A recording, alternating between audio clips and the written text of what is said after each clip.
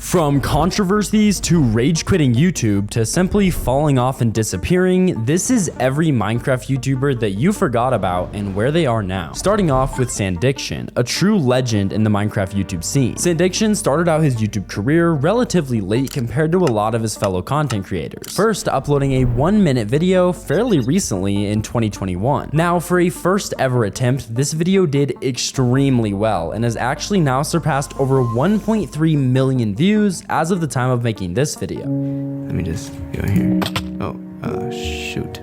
After this trial run of posting Minecraft on YouTube went extremely well, to say the least, SandDiction began uploading a Let's Play series where he would create absolutely insane builds and do different challenges in a hardcore Minecraft world. The mix of how impressive the builds like the underground mansion were, coupled with the fact that he was only ever one mistake away from losing it all, made this series immediately blow up and fans were loving it. Very quickly, he started amassing a super dedicated and excited fan base. In fact, by the start of February 2022, just less than a year after creating his first ever Minecraft video, SandDiction had somehow already hit 1 million subscribers and was getting millions of views on every single upload. This success eventually led him to launching a second channel called Sand. The idea of this channel was seemingly just to do more unscripted and chill content than what he did on his main channel. However, it was very short-lived because he only ever uploaded one single video and then abandoned the idea to focus back on his main channel. Now, despite this, SandDiction had really established his name in the Minecraft community, surpassing 2 million subscribers in August of 2022. However, on the 7th of February 2023, everything would change for SandDiction and his fan base, because SandDiction would upload the video that absolutely nobody wanted to see, the video of him dying in his hardcore world.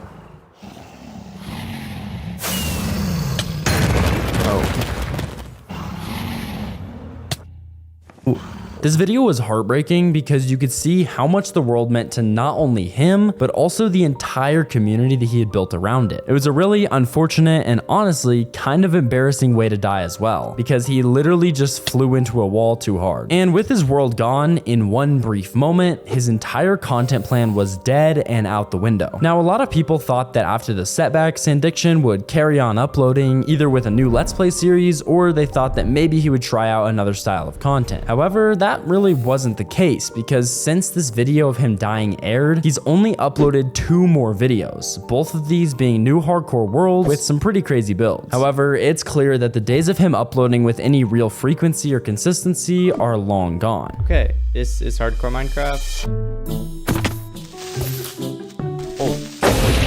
Okay. I mean, I would be super demotivated if I flew into a wall and lost everything as well. Nowadays, no one really knows what exactly SandDiction is up to, and while he could make a return, the likelihood is that the golden era of his channel is sadly well and truly gone. Next up though is an even crazier story, the story of Atlantic Craft. Cody Owens started the Atlantic Craft at the start of Minecraft's overwhelming surge in popularity. He started out like most creators, with a classic survival Let's Play. However, Cody's content was unique because he recorded this series with a friend named Joe Buzz. The two had a really great chemistry together, which made the Let's Play videos hilarious. And honestly, the videos were more about their friendship than the game, which fans loved. I'll cue you. Where are you? I'm just mining. I just got like a beast.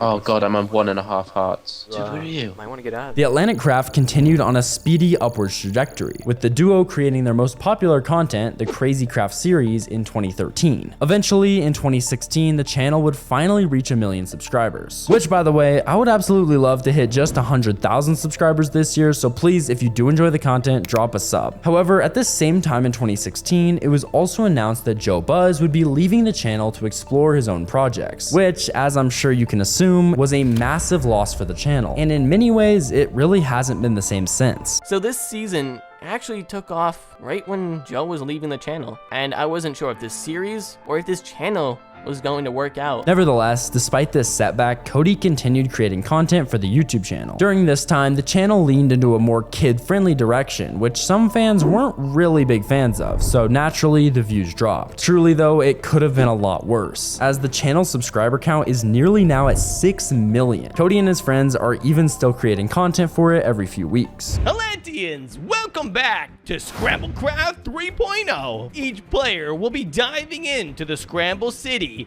to craft randomized weapons and armor for the final fight. However, for a lot of the original fanbase, the channel has just never really been the same since Joe left. So it led to a lot of people just stopping watching the channel altogether. But here's a name you really might have forgotten about: Ibalistic Squid. Ibalistic Squid, or David Spencer, started out on YouTube for the reasons that so many people get into gaming. He hated college and didn't want to work a normal job. You know, fair, me too. So he was convinced by his friends to start his very own gaming YouTube channel. Initially, he uploaded some Skyrim content before being introduced to the wonderful world of Minecraft. This discovery of Minecraft led him to starting a Let's Play series way back in 2012, which was actually pretty funny and even performed quite well considering how new he was to YouTube. Eventually, Squid started to message a bunch of Xbox Live users looking to collaborate on some content, and guess who would reply to him? None other than Stampy Longhead himself, who, by the way, we have a few great videos on the channel about if you're interested to watch them after this video is over. Together, Stampy and Squid would create hundreds of videos, most notably the Sky Island challenges. This would blossom into a massive 100+ episode series which blew up over YouTube and got Squid started out with some serious traction. Down here you're happy, so please don't be snappy. Stay under the sea. Squid would go on to hit a number of massive milestones, hitting 1 million subscribers in April 2014 before doubling that number by the following December. Wait, Vicar, are you pooping? What's that noise? Has someone got some squeaky shoes or something? Stampy, are you wearing your squeaky shoes again? What's that? So from the outside, these guys kind of had everything going for them, right? Well, that was true until 2015, when one of Stampy's crew members, Lee Bear, was accused of some serious things. But we're not going to get into the specifics in this video. After those accusations came through though, Stampy leaned out his recording crew, not wanting to risk any more publicity issues. After this, Squid likewise gradually stopped uploading so regularly, and his viewership decreased a fair amount too because he wasn't in many of Stampy's videos anymore. A lot of this also was because Minecraft content started to tail off in general after 2019, but the Stampy Lee Bear controversy and Squid's more relaxed and less frequent uploading also played a huge part. Nowadays, Squid is actually still uploading on his main channel a couple times a month, and he's not getting the worst views. However, compared to those peak years of Minecraft, the numbers are pretty disappointing. Some lass is building over to me, I didn't realise. Don't you dare. I can see.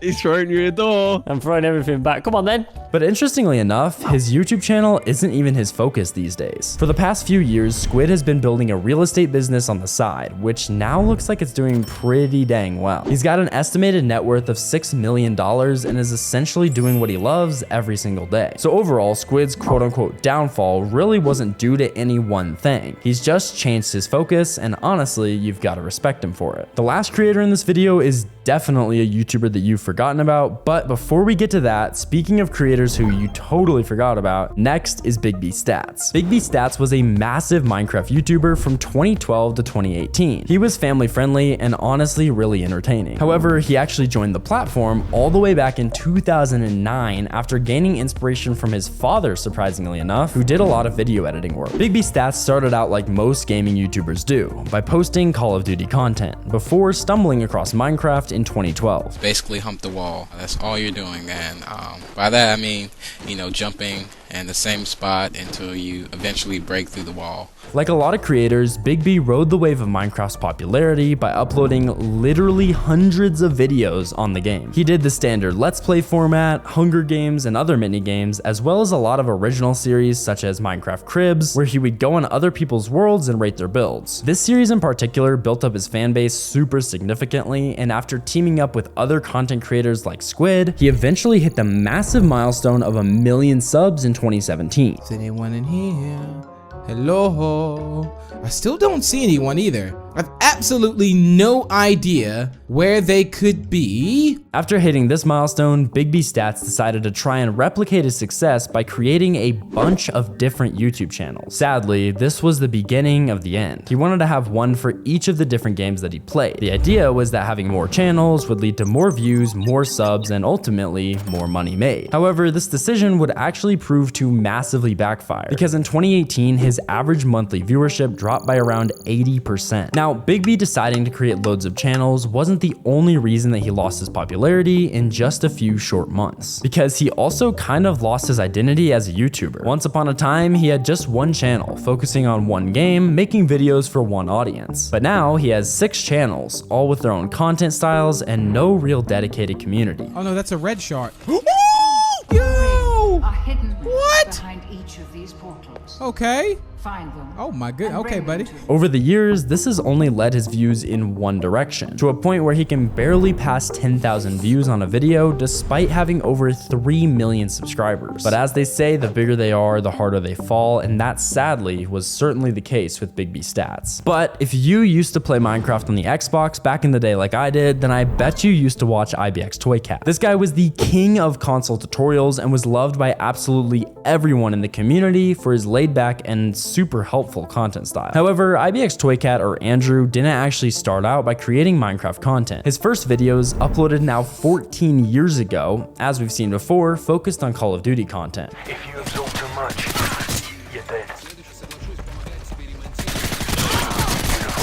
He eventually started a Minecraft Let's Play in May of 2012, the year of Minecraft. During this series, Andrew broke down the core mechanics of the game, helping new people understand how things like redstone, farms, and resource gathering worked at all. He was basically the ChatGPT user manual for how to play Minecraft before we had ChatGPT. But the thing about this is it's kind of risky, but if you want to master this technique, it is kind of a cool one when you pull it off, because you have to get the timing just right when you attack, and as you can see, it's so close to the creep blowing up. By offering all of this information to new console players, IBXToy became very popular, and in 2019, he would hit 1 million subs. However, since 2020, IBXToy's name has kind of been lost in the Minecraft community. Sure, he's still attempting to grow his channel, but it's nowhere near the same rate as some of his fellow creators like EthosLab. But if you want a crueler source of food, try the exact same thing by making an auto mob food smelter. So why did he lose, or should I say fail, to gain more popularity? Well, it can't really be attributed to any one thing, as most of these cases go. But the fact that he was only really watched by Bedrock players once Bedrock was released was certainly a factor. The fact that he struggled with mental health in his personal life was a factor as well. And the general decline of Minecraft as a game was also a factor. But no one reason was dominant, at least to us. They all just compounded over time and brought him to a place of lesser and lesser popularity. Andrew is actually still very active on his channel, posting several videos every single week. They also consistently get upwards of 20,000 views, so it's not exactly like he's fallen off. But it is clear that he shifted to a more mainstream kind of content, which isn't as unique as it once was. Still though, his channels are growing, slowly but surely, so you can't really hate. Now last but certainly not least is Zexz, and I can pretty much guarantee that unless you're a Skate 3 fan, you probably haven't thought about this guy in years. However, he used to be one of the funniest creators in the Minecraft scene, making troll style videos that got millions and millions of views. Zexz started his gaming career at an extremely young age, first uploading gaming content when he was just 9 years old. He wasn't the youngest person ever though. Oh my gosh, so many zombies. Yeah, you don't see me dying though. Pretty soon into his YouTube career, Zexz found Minecraft and began collabing with other creators like AntVenom, creating a series called The Showdown, where the group would basically just play a bunch of minigames. Around this time, he also began his trolling series, where he would go on different servers, go invisible, and mess with random players. Where is the item? This seems almost They're impossible. in the same place they've been. Oh god, I just took a chiseled quartz block. Good work, Steve. This trolling series led to an explosive and almost overnight success, with the channel reaching over 100,000 subscribers within just a year. Diamond. You no get diamond? I'm sorry you no get diamond.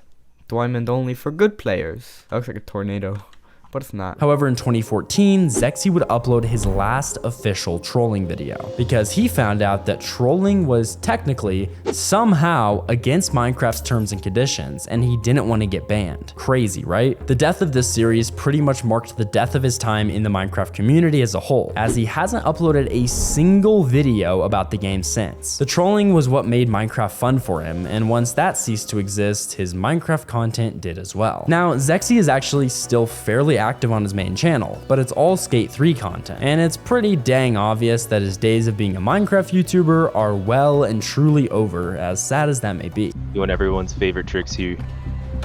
Oh, risky.